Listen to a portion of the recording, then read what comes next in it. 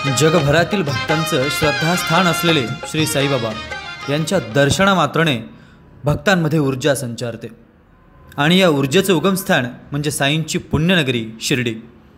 वर्षभरात विविध उत्सवांनी सजलेली ही शिर्डी आणि चैतन्य निर्माण करणारी असते।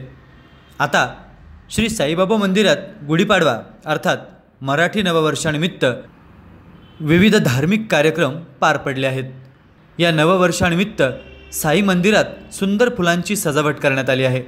साईबाबांच्या समाधीस आणि मूर्तीस यावेळी विविध अलंकारानं सुशोभित करण्यात आले आणि प्रथेप्रमाणे खाद्यपदार्थांचं औक्षणही करण्यात आलं आहे। श्री साईबाबा संस्थानचे मुख्य कार्यकारी अधिकारी दीपक मुगळीकर यांनी सपत्नीक साई मंदिरावर गुढीचं पूजन केलं, तर साई मंदिरावर यावेळी गुढी उभारण्यात आली आहे।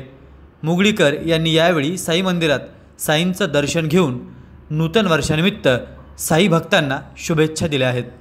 मराठी नववर्षानिमित्त हजारो भाविकांनी साईचरणी नतमस्तक होत दर्शनाचा लाभ घेतला आहे।